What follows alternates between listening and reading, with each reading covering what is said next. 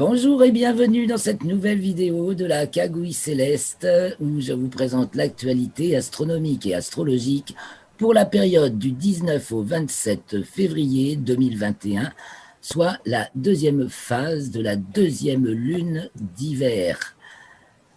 Donc dans cette vidéo, nous allons voir ce que nous allons voir ou pouvons espérer voir. Et dans la deuxième partie, tout ce que l'on peut savoir des faits de la mécanique céleste qui adviennent au cours de cette période. Et quand on entend bien les faits de la mécanique céleste, on prend la mesure plus sensible de ce qui se passe, ce que j'aimerais faire passer. Donc, pour commencer, qu'allons-nous voir? Nous sommes donc dans la deuxième phase de la deuxième lune d'hiver, deuxième phase donc du premier quartier à la pleine lune. Donc, au premier quartier, la lune culmine au coucher du soleil, au début de la nuit, donc elle est au sud, au plus haut, et elle se couche au milieu de la nuit, au minuit, autour du minuit vrai. Elle est devant la constellation du Taureau, dans le signe des Gémeaux. Elle est d'ailleurs conjointe aux Pléiades, nous allons y revenir. Au premier quartier, on la voit dans l'après-midi, puisqu'elle se lève aux alentours de midi, et donc on la voit l'après-midi dans le ciel. Et puis elle va se lever au cours de la semaine, de plus en plus tard dans l'après-midi, jusqu'au jour de la pleine lune, où elle se lève à peu près quand le soleil se couche.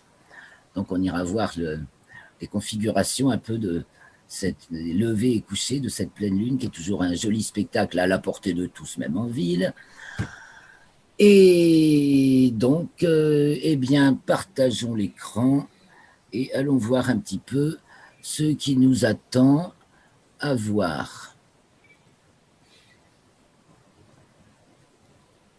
Je vous emmène donc sur les petites images que j'ai mises sur l'article au fur et à mesure.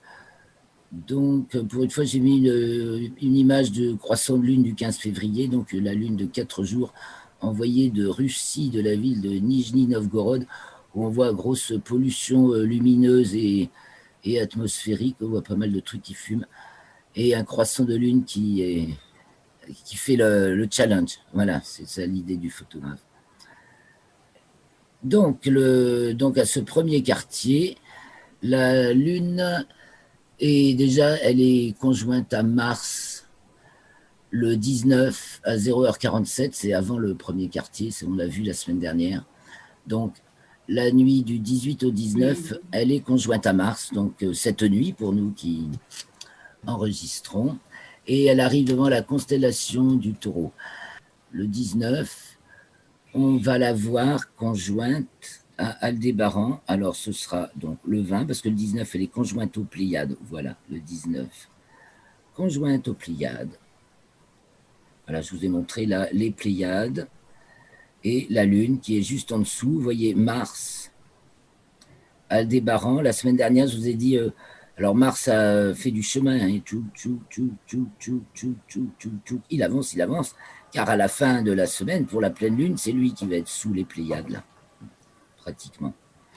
Donc, on peut observer Mars qui brille à peu près aussi fort et aussi rouge que Aldébaran, donc l'étoile Aldébaran, la planète Mars, qui elle se déplace, bien sûr, l'étoile ne se déplace pas, ni les Pléiades, voilà, et les unes par rapport aux autres. Et donc, on voit passer la Lune et Mars aussi un peu plus lentement, de soir en soir.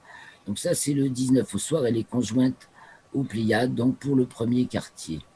Le 20 au soir, eh bien, 20 heures plus tard après les Pléiades, elle est conjointe à Aldébaran. Donc le 20 au soir, on peut la voir conjointe à Aldébaran. Donc elle est déjà haut dans le ciel au début de la nuit. Elle culmine aux alentours de 19h30 en fait. Vous voyez, donc il faut regarder haut au sud et il y a la Lune et en dessous il y a Aldébaran et à droite il y a Mars et à gauche il y a Orion. Le 20 au soir donc. Ensuite... Le 21, il passe au nœud ascendant. Le 23, elle occulte une étoile.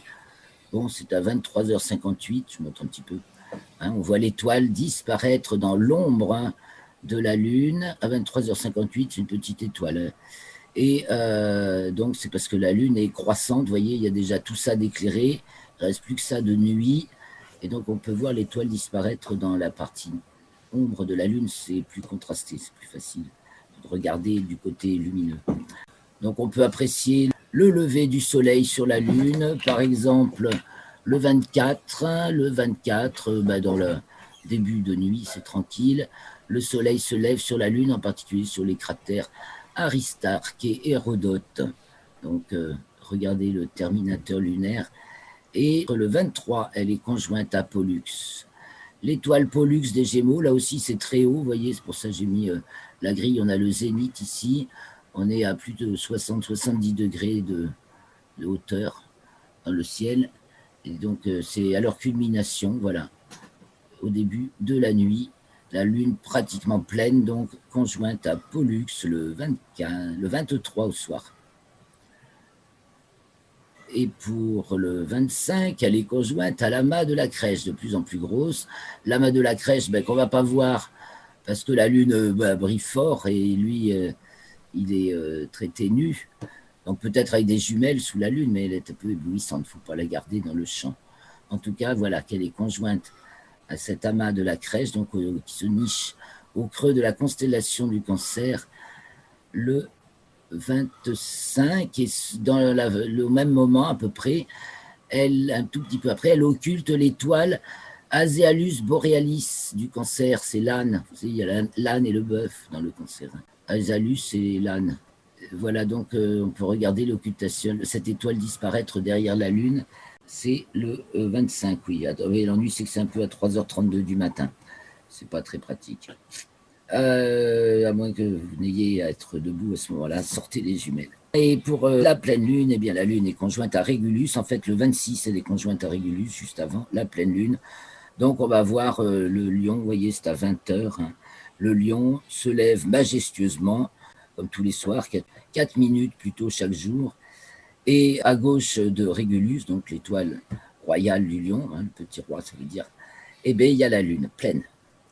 Donc ça, c'est cette juste avant-goût de pleine lune, et la lune est donc pleine le 27 février à 9h17. Alors donc on peut la remarquer à son levant le 26 au soir, là comme on vient de la voir avec Régulus. Donc là elle est déjà levée quand le soleil se couche, c'est l'heure du coucher du soleil, vous voyez. Quand le soleil se couche, elle est là. Et donc Régulus est là, hein, la pointe. On la voit, la photo d'avant que j'ai montrée tout à l'heure, c'était 1 heure plus tard. Donc quand il fait nuit, on voit mieux, bien sûr. Donc le 27 au matin, va se coucher la lune. Hein, du coup, elle est à l'opposé du soleil. Quand le soleil se lève, du coup, la lune se couche. On la retrouve donc à l'ouest, nord-ouest, toute ronde, qui va se coucher, car d'ailleurs, elle va être pleine à 9h17, il n'est que 7h15. Hein. Et le 27 au soir, on va encore s'y intéresser, et on va pouvoir admirer son lever, là, un peu plus tard, après le coucher du soleil, il faut attendre. Donc le ciel est déjà assez sombre, c'est bien contrasté, et ça va être une belle occasion pour faire des belles photos de lever de lune, car le ciel sera assez contrasté. Voilà donc pour la lune et les étoiles qu'elle accompagne au cours de la semaine. Qu'est-ce qu'il nous reste à voir dans le ciel? Eh bien, il y a des planètes, pas beaucoup. Il n'y a que Mars et Uranus. Alors, on va les voir. Et puis, d'abord, on va regarder le ciel. Eh bien, on y va avec Stellarium. Hein. C'est plus amusant. On va faire le ciel de début de nuit. On va rester le 20 à 19h30. Eh bien, c'est parfait. J'emmène nos frimouses en bas. Voilà, c'est peut-être mieux. Et donc, le ciel de début de nuit, eh bien voilà, au sud, eh bien, si on se tourne vers le sud, eh bien, c'est le moment où culmine. Donc, le 20, c'est le premier quartier. Donc, début de nuit, la lune culmine, la demi-lune, aux côtés d'Aldébaran, des Pléiades qui sont là et de Mars. Voilà, elle était conjointe à Mars la nuit du 18 au 19. Donc, on a la constellation d'Orion au sud, le grand chien avec l'étoile Sirius, le petit chien avec Procyon, au-dessus toujours Castor et Pollux des Gémeaux, au-dessus très brillante Capella du Cocher, et puis donc ici les Pléiades, Mars les mages d'Orion. Donc on est dans le grand G de l'hiver. Donc si on se tourne un peu vers l'est, on voit apparaître le lion et à sa droite l'hydre femelle, qui est plus remarquable que la constellation du Cancer. On voit bien la tête de l'hydre et l'étoile Alphare, alors que le Cancer, on ne voit pas très bien. Mais on va le suivre, parce que la Lune y sera pour la fin de la période.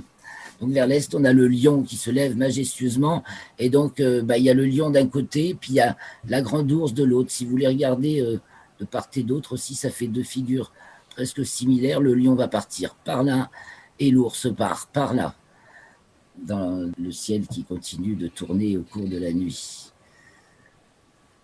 Du côté du nord, eh bien, nous avons la petite ours, toujours suspendue à sa queue. Vous remarquerez que de semaine en semaine, en début de nuit, elle se relève de plus en plus. Et le dragon qui passe à sa culmination inférieure, donc, et qui est de semaine en semaine, il est de plus en plus du côté de l'est. Après, il va remonter pour l'instant. Et la tête n'est même pas encore à sa culmination inférieure au début de la nuit. Dans l'article, je vous donne le ciel de milieu de nuit. Donc, c'est plus intéressant de comprendre au niveau du soleil. Mais c'est intéressant de voir en début de nuit parce que c'est là qu'on regarde le plus souvent. Et donc, au début de nuit, maintenant, des nêtres du cygne se couchent. Qu'est-ce qu'on a du côté de l'ouest? Eh bien, toujours le grand carré de Pégase qui s'en va, donc avec les poissons qui sont dans le prolongement, qui forment un V dans l'angle de Pégase, parce que les étoiles qu'on voit, c'est celles de Pégase, celles des poissons, on les devine une fois qu'on a trouvé Pégase. Voilà. Donc, Pégase et Poissons, Andromède, le Bélier, et nous retrouvons vers le sud Mars qui est déjà du côté sud-ouest, côté couchant, et au sud, donc, là, le taureau, Orion, ça c'est tout le temps, tous les ans, à la même date, début de nuit, on a le taureau et Orion qui culminent en cette saison. Après, il faudra venir dans plusieurs centaines d'années pour que ça commence à ne plus être tout à fait ça.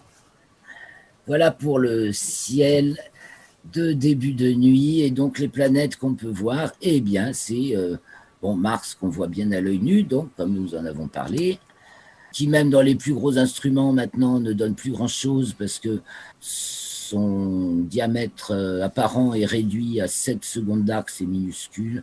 Il n'y a absolument plus les détails qu'on pouvait apprécier dans les télescopes au moment de son opposition en octobre dernier. Et puis, il y a Uranus qu'on peut s'amuser à chercher aux jumelles, vous voyez. Elle est sous la constellation du Bélier. J'ai grossi un peu. Ça, c'est Amal et Shératan du Bélier, les deux étoiles du Bélier qui sont remarquables. Et puis, à gauche, il y a la tête de la baleine, là. Et donc, on repère Uranus comme ça, là, entre la tête de la baleine et Shératan du Bélier, qui ne bouge pas beaucoup. Vous voyez, Mars y a été conjointe. Vous voyez le chemin que fait Mars depuis le 21 janvier, où Mars était conjointe à Uranus. Nous sommes ici le 20 février. En un mois, Uranus a avancé d'un tout petit chouïa, et Mars a fait tous ces grands pas là. Et à la fin de la semaine, on la retrouve par là. Et tout début mars, Mars va être conjointe aux Pléiades. Voilà pour tout ce que nous avons à voir. Je reviens vers nous. Nous allons passer à la deuxième partie de cette vidéo, à savoir qu'est-ce qu'on peut savoir, que se passe-t-il d'un point de vue mécanique céleste. Donc je vais vous donner la petite chronique des clés de la mécanique céleste cette semaine. On va revenir donc un petit peu sur tout ce qu'on a vu ou de ce qu'on peut espérer voir. Et bien, c'est parti.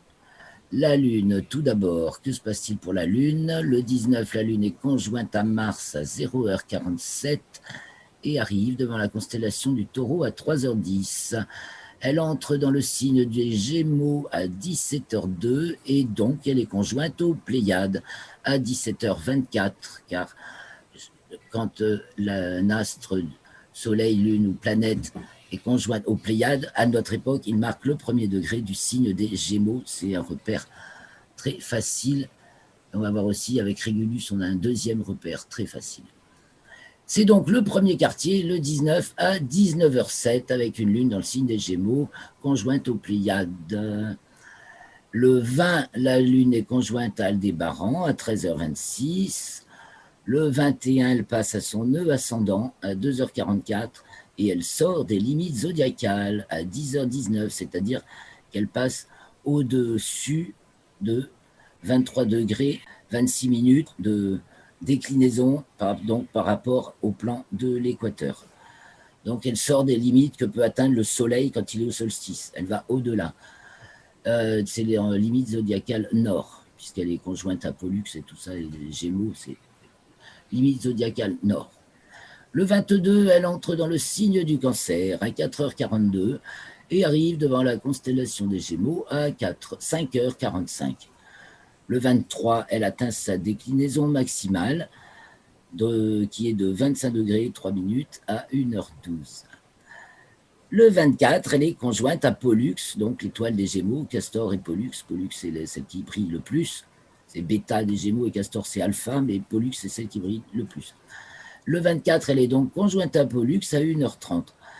Elle arrive devant la constellation du Cancer à 9h05 et entre dans le signe du Lion à 13h22. Elle rentre dans les limites zodiacales à 14h26.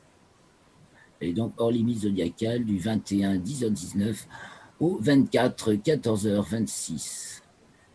Le 25, elle est conjointe à l'amas de la crèche à 2h57 et elle arrive devant la constellation du Lion à 19h35. Le 26, elle entre dans le signe de la Vierge à 18h06 et elle est conjointe à Régulus à 18h21, car quand la Lune ou les planètes ou le Soleil sont conjointes à Régulus, de nos jours, ça marque qu'ils sont dans le premier degré du signe de la Vierge. Deuxième repère remarquable à notre époque, ça se décale d'un degré tous les 72 ans. Et le 27, c'est la pleine lune à 9h17, donc le soleil est dans le signe des poissons et la lune dans le signe de la Vierge, devant la constellation du Lion. Que se passe-t-il du côté des planètes? Eh bien, il y a quand même Mercure qui reprend son mouvement direct. Il était rétrograde depuis le 30 janvier, Mercure. Elle est restée dans le signe du Verseau. Elle a rétrogradé du 22e au 12e degré du signe du Verseau. Et le 21, elle reprend son mouvement direct. Alors sa rétrogradation nous a fait rire parce qu'elle est passée, en rétrogradant, elle est passée de la constellation du Capricorne à celle du Verseau. Donc c'est amusant. On a vu ça l'autre fois. Et donc elle reprend son mouvement direct le 21 à 1h46 au 12e degré du signe du Verseau.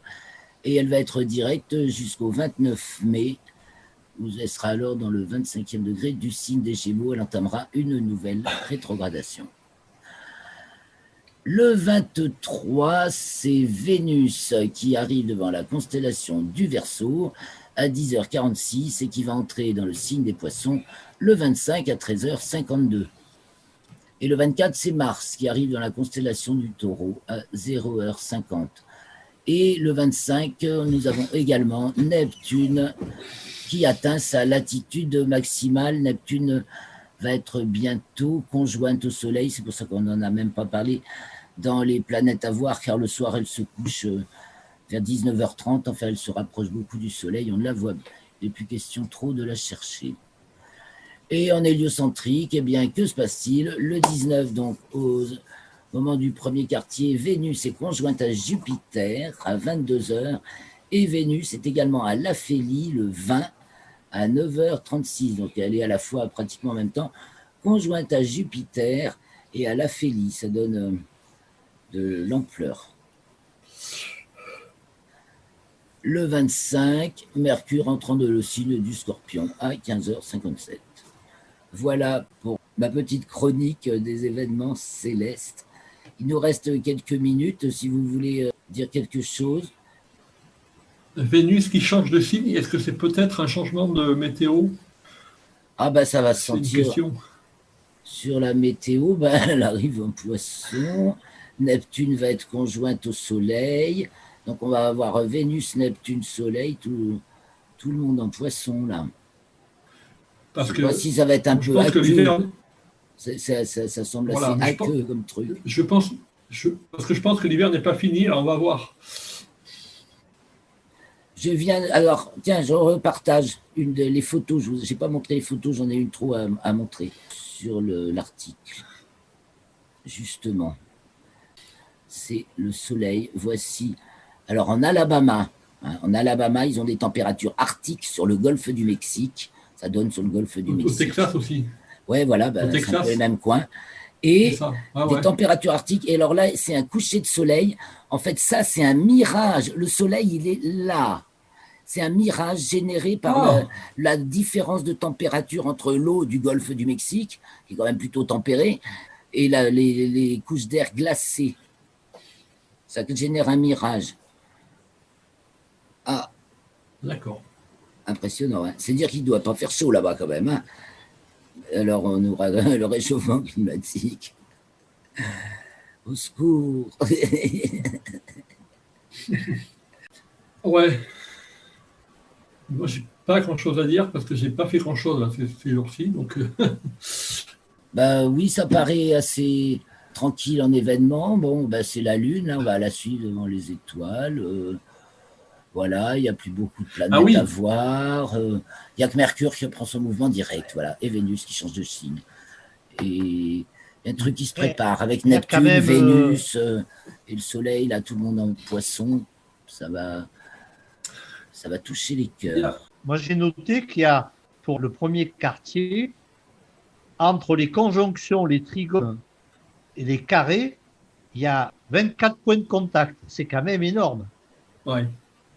Et la Lune est quand même forte. J'ai pas Ouais, le, elle est, Ce qui me j'ai pas fait elle est dire pleine. que, thème mémoire. ouais, ce qui me fait dire que il y a beaucoup de gens qui risquent de déraper parce qu'ils sont plus dans un modèle de représentation à bout portant que dans un domaine, c'est pas péjoratif ce que je dis, mais que dans un domaine de prendre de la distance. Je sais pas ce que tu en penses, Claire. C'est même pas que prendre de la distance, c'est être dans l'axe. C'est justement comprendre dans quel mouvement on est, mais être dans l'axe, ne plus être ballotté, tenir son navire sur les flots rugissants. Hein. Oui, je comprends, il y a beaucoup de gens qui sont emportés, hein, je pense. Oui. On n'a pas. Parce Et que ceux qui veulent pas, tu leur tends des perches, et ils veulent jamais t'entendre, jamais t'écouter. Hein, même ils te ferment la porte au nez. si les gens suivent leurs idées, ça veut dire qu'à un moment donné, ils peuvent désobéir, tu vois. Et la désobéissance est intéressante quand on s'organise d'une certaine façon. Mais Il si n'y a c'est pour se plus faire taper dessus besoin. la figure par les flics, c'est Oui, c'est emmerdant. fini là, tu changes de monde. Il n'y a plus besoin. Il n'y a plus besoin parce que les gens sont même dans. C'est plutôt la délation qui pourrait avoir à craindre, mais là, les gens sont en train de reprendre leur vie, les choses sont en train de se prendre par elles-mêmes, tu vois, ça c'est aussi le sens de Vénus, Soleil, ben on va plus, c'est plus la masse une masse qui s'auto-organise avec amour, puisque Vénus va être là, donc avec un sens de l'harmonie qui fait que ben il y a ce côté positif, parce que quand Neptune est avec le Soleil, c'est tout le spectre, ça éclaire. D'accord. C'est une opposition Terre-Neptune en héliocentrique. C'est une conjonction Terre-Soleil-Neptune, ce qui fait que Neptune est derrière le Soleil pour nous. Et le Soleil est dans ses rayons, pourrait-on dire, neptuniens, et donc il nous chauffe, il nous éclaire. Donc il peut y avoir quelque chose de grand, hein, de toute façon. Neptune nous connecte aux ultra grandes dimensions, soit dans l'espace, le temps et les échelles. C'est Ouais. l'échelle collective, l'échelle galactique. L'échelle, mais c'est aussi l'échelle cellulaire. Il faut aller dans les deux sens. Bon, petite conclusion, puis on se retrouve pour la suite dans 5 Ok, minutes. ça marche. Merci de votre attention, d'avoir suivi cette vidéo jusqu'au bout. N'hésitez pas à laisser vos commentaires, vos questions, vos remarques. On se retrouve tout à l'heure pour les commentaires des thèmes astrologiques de cette période du premier quartier à la pleine lune du 19 au 27 février 2021 et que la vie vous sourit. À bientôt.